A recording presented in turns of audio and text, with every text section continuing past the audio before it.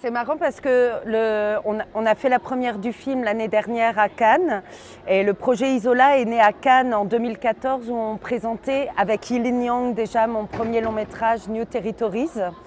Et évidemment, on avait énormément envie de retravailler ensemble et cela correspondait également au moment où on a commencé à parler de l'arrêt du plan de sauvetage Mare Nostrum en Italie. Et avec les producteurs, avec Yilin, on s'est dit il faut faire un film très vite là-dessus. Après, l'approche du film était celle de la fiction, voire plus du conte, donc quelque chose qui est extrêmement décalé du réel et qui était un peu une conséquence de la sensation que j'avais en tant que citoyenne quand j'entendais parler médiatiquement de ce drame en Méditerranée et l'impuissance et surtout l'absence de volonté politique de prendre des décisions sur cette situation de flux migratoire.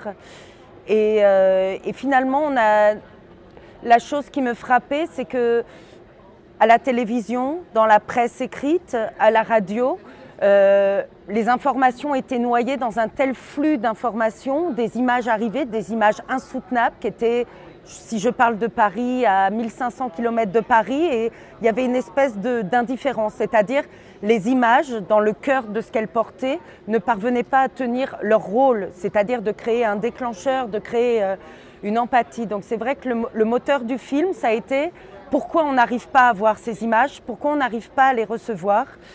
Et du coup, le pari du film, c'était de proposer un conte avec tout ce qu'il contient de très théâtral, de très artificiel, pour servir d'écrin aux images d'actualité et de mélanger effectivement, de créer cette rencontre pour amener chez le spectateur, chez les citoyens, une espèce de distanciation qui permettrait peut-être de voir différemment ces images qu'on n'arrivait pas à voir. Donc on était très heureuse parce que voilà, le film est né à Cannes en 2014. On a commencé le tournage en septembre 2014, juste avant l'arrêt de Mare Nostrum.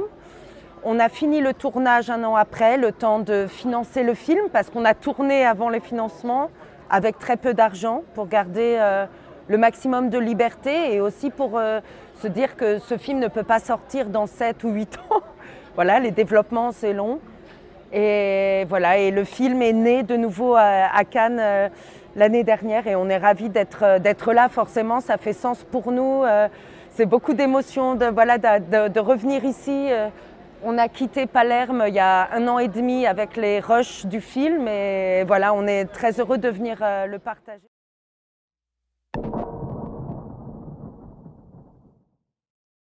Mon expérience de tourner ce film, jouer ce personnage dans un pays dont je ne parle pas du tout l'italien malheureusement, et qu'on a beaucoup filmé de scènes dans la rue aussi avec des gens, de vrais gens dans la rue qui parlent italien et que je ne comprends pas qu'est-ce qu'ils racontent.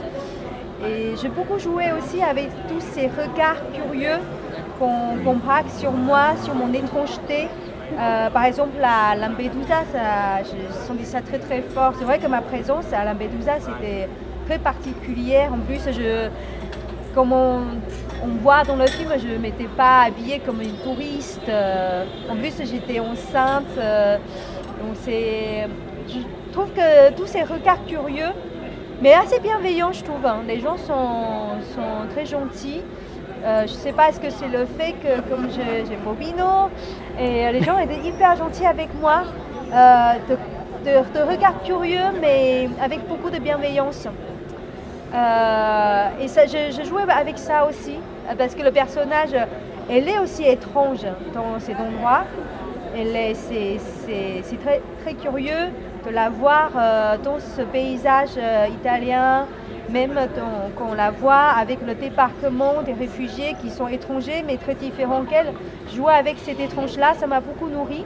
De jouer avec ses regards et essayer de trouver dans ce environnement de regard une sorte de solitude et de vivre avec ça, essayer de jouer, comment faire ces échanges avec les gens que je croise, y compris avec mes partenaires, les acteurs professionnels comme Enrico Roccaforte et Alessio Barone.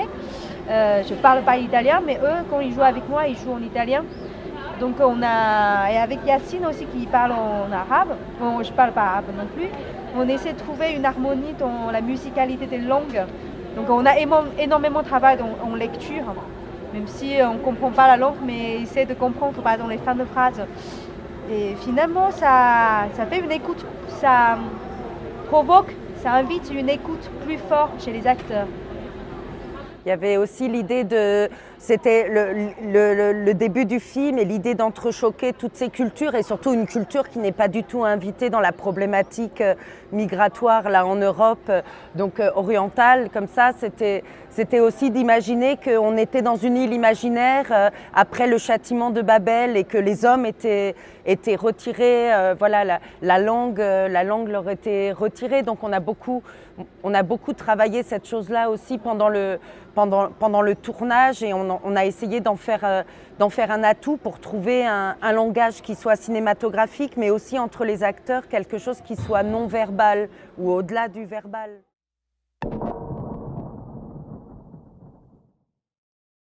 Alors j'ai vu aucun film sur Lampedusa, mais c'était une volonté.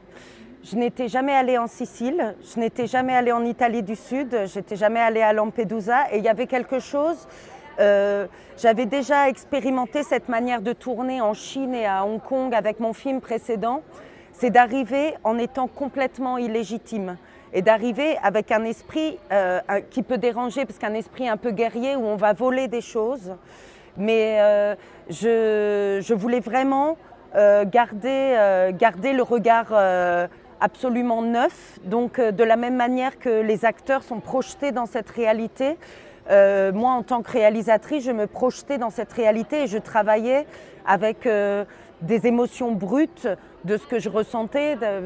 D'ailleurs ça se retrouve dans le scénario du film qui s'est modifié au fur et à mesure de la première fois que j'ai vu un débarquement, c'était à Auguste.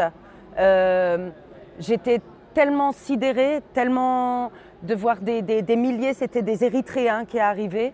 Et vraiment, le sentiment que j'ai eu, c'est de me dire, c'est pas la fin du monde, mais c'est la fin d'un monde, d'une idée de la civilisation. Si on traite les gens comme ça, on est arrivé à la fin de quelque chose. Et du coup, ce motif apocalyptique, enfin, l'idée d'arriver à la fin d'une période de comment être humain ensemble, ça a nourri le film et je pense que je voulais justement être dans une approche très sensorielle et peu intellectualisée, puisque de facto, voilà, on connaissait déjà le problème là-bas et je ne souhaitais pas que quand on arrive pour tourner, et ça a été aussi de ne pas être identifié, que ce soit par les autorités, que ce soit par les gens qui vivent là, et de pouvoir arriver et d'être comme dans un geste, voilà, de saisir des choses et de les reconstruire après petit à petit à l'intérieur d'une fiction.